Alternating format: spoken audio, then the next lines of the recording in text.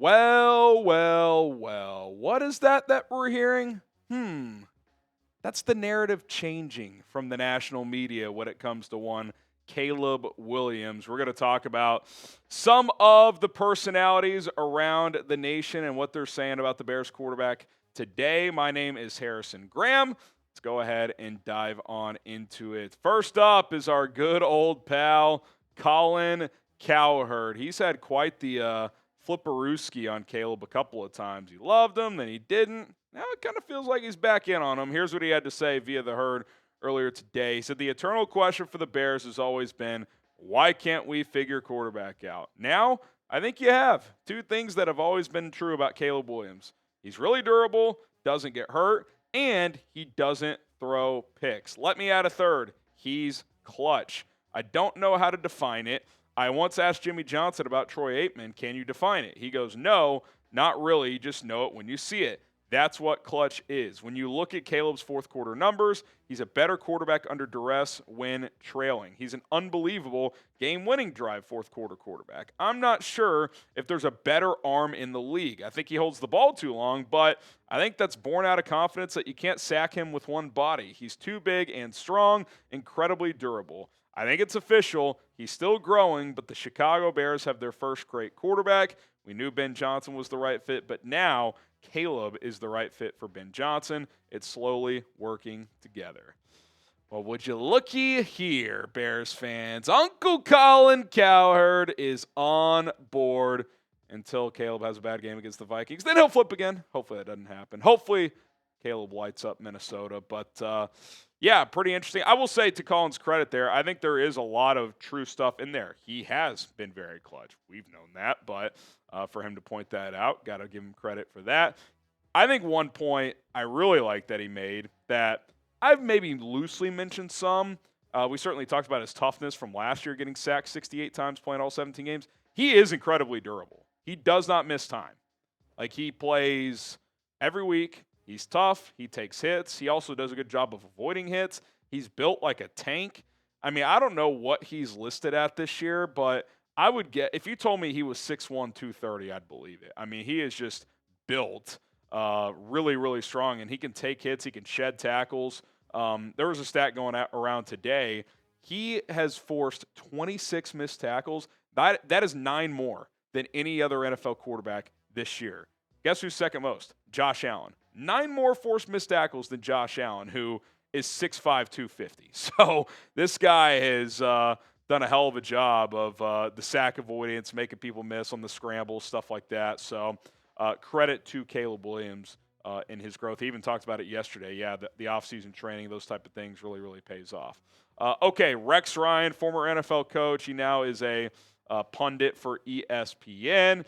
He had this to say about Caleb. He said he's a generational talent. I think people forget that. He's a generational talent. And now you pair him with a heck of a football coach. And like I've said, he's going to keep climbing. When it's all said and done, is the Bears a playoff team? Which that's kind of a fun little nugget he threw in there at the end. We'll obviously find out. And I think he made the good point when he said he's going to keep climbing because he's not a finished product. There are still random misses that he needs to clean up on throughout the course of these football games. I think the 61% completion percentage is indicative of that. Now, there were 6 drops yesterday. His adjusted completion percentage for PFF is 71 and change. So I think he's been more accurate than the raw numbers say. But still, I think that number could come up, no question about it. But circling back to Colin's point, he doesn't throw picks, but he also generates explosives. When your quarterback can generate explosives without turning the ball over a lot, that's a good combination. I will live with some misses if he's going to do those two things because explosive plays, 10-plus yard runs, 20-plus yard passes, and low turnover rate, that is how you win in the NFL. That is how you succeed at the quarterback position. And I'm excited to see how far he can climb because I think the growth there with Caleb is clear. It is real, but at the same time, there's still more to go, and I think we can all see and acknowledge that. Ben Johnson kind of alluded to that as well. We talked about this on a video earlier today in his little locker room speech to the team. He said, man, let me tell you something now. This next guy, man, he's got ice in his veins, and if you don't believe it now, this is the part that's important, you just wait. The best is yet to come. 18, giving him the game ball there. Ben understands too, like, wow, this guy is already making big-time plays, especially in big-time moments. Imagine when it fully clicks. Imagine when he takes that next step of just in the system, reps in the NFL, just playing quarterback. Like, he's getting more and more comfortable. Again, doesn't mean the growth is fully linear. He will probably have a dud at some point in the next 8 weeks. Like, that's just reality. But I think Ben feels really good about his progress, and his opinion matters the most. All right, fill in the blank. Caleb Williams can be a top blank quarterback in the NFL. I think for sure he can be top 10. He's not top 10 yet. I think he can for sure be top 10. The question is, can he be top 5? I think he's got the talent to be top 5. He's got a rocket of an arm. I think you could argue from a pure velocity standpoint, he's got the biggest arm in the league. His sack avoidance right now is best in the NFL. That just kind of innate feel, that sixth sense, understanding when to get out of dodge. But, you know, the accuracy is still hit and miss. There are times where he chooses to not play on schedule. Obviously, you got to balance that. We've talked about that, you know, kind of threading that needle with him and Ben Johnson. So top 10, I think, is for sure on the table. I think that will happen. Whether or not he gets the top 5, we'll see. I think it is possible. Okay, we are sponsored by our friends over at PrizePicks, daily fantasy made easy at prizepicks.com/CLNS. The hard-hitting football action is even better with PrizePicks. The weather might be changing, but the feeling of being right never gets old. So keep the season rolling on PrizePicks by getting $50 instantly in lineups when you play your first $5. On PrizePicks, how you play is up to you. If you want flexibility, choose FlexPlay, where you can get paid excuse me, even if one of your picks misses, and if you want the biggest payouts, go for the power play. No matter how you play, PrizePicks is a great way to put your takes to the test. The way you set a lineup is simple. Pick 2 or more players and take more or less on the stat projections available: passing yards, rushing yards, receiving yards, points, rebounds, assists, touchdowns. Regardless of sport, regardless of stat, it is going to be available. Tonight, I've got Jalen Hurts more than half a passing touchdown. I also take less on Jordan Love, 65.1 completion percentage, as the Eagles and Packers duke it out. $20 entry to win $40. Download the PrizePicks app today. Use our code CLNS to get $50 in lineups after you play your first $5 lineup. That is code CLNS to get $50 in lineups after you play your first $5 lineup. PrizePicks, it is good to be right. How about Pat McAfee, who obviously has his YouTube/ESPN show that he does every single day? Here's what he had to say about the Bears quarterback. Caleb Williams looks like he was running 40 miles per hour on that touchdown run. This was the shit from college that we wondered if he was going to be able to in the NFL, where everyone is fast. Yeah, in November to win a game in the fourth quarter. What a win for the Bears. And I kind of wanted to just use this quote from Pat because we mentioned this week 1 on that touchdown run he had against the Vikings. Caleb is way faster than people think. Now, he's not, Mike Vick or Justin Fields, where he's like a trackster. He's not a 4.3, 4.4 guy, but he's sub 4.6 for sure. I mean, he's in the 4.5s. He feels faster this year. I mentioned with like his sturdiness, I think he got his body into better shape this year in the offseason. I think he got stronger, and I think he simultaneously got faster, which is an impressive combination.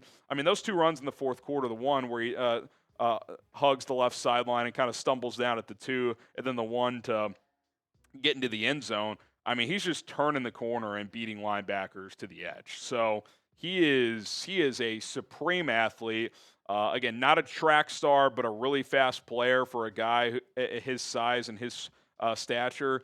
It's a weapon. And Ben's talked about, like, hey, like down the stretch, that was a kind of a pinch in the arm for us for him to go to that part of his game. So to have that in the back pocket, he wants to throw. Certain dual threat quarterbacks, like, they're looking to run at times. Caleb wants to throw, but that last one, you can even tell, like, Zacchaeus was coming open on the crosser. He's like, listen, I'm taking this in myself. Turn into a blocker. I'm running in. No offense, OZ. You've dropped a couple balls today. I'm not messing around here. And that's just a high IQ play, too, because it's like, okay, I could scramble, at least get the first down. Let's not take any chances here. But also, too, like, hey, if you turn and block, I'm probably going to score. So pretty good awareness and obviously the speed to finish that play. Chris Canty, former NFLer. He's also does some radio and TV stuff for ESPN. He said this, quote, "I can't believe I'm saying this, but Caleb Williams should be in the conversation for the best quarterback in that division.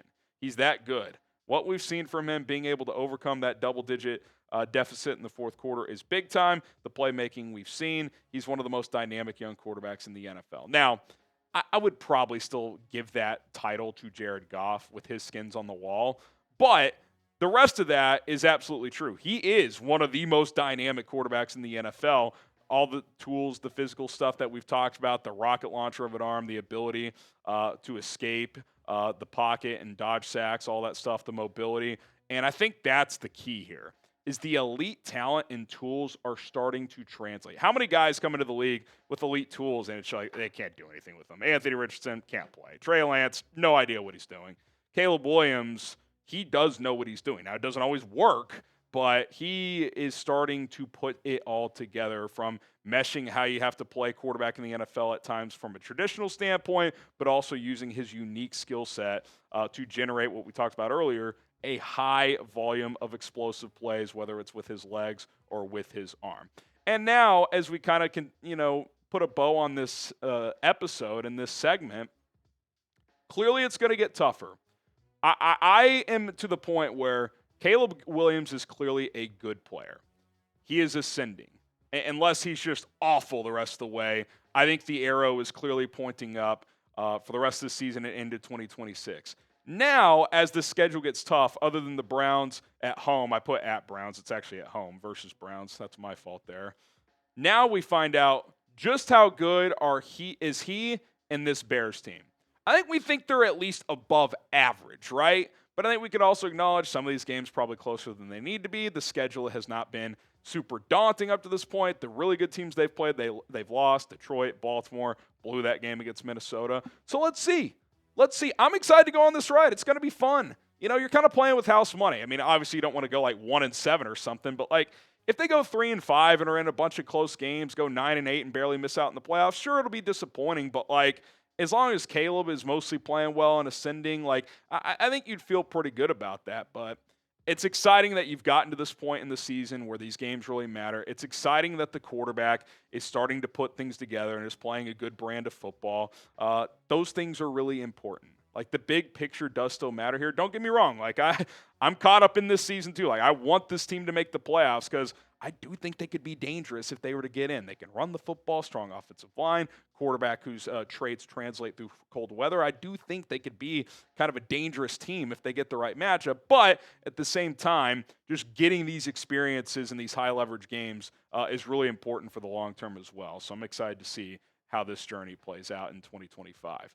Speaking of the postseason, will the Bears make the playoffs? Are they playoff bound? Type Y for yes, or you can type in for no. Give us your thoughts in the comment section below. My name is Harrison Graham. We will continue to pump out content here on a daily basis, so don't forget to subscribe. And as always, bear down.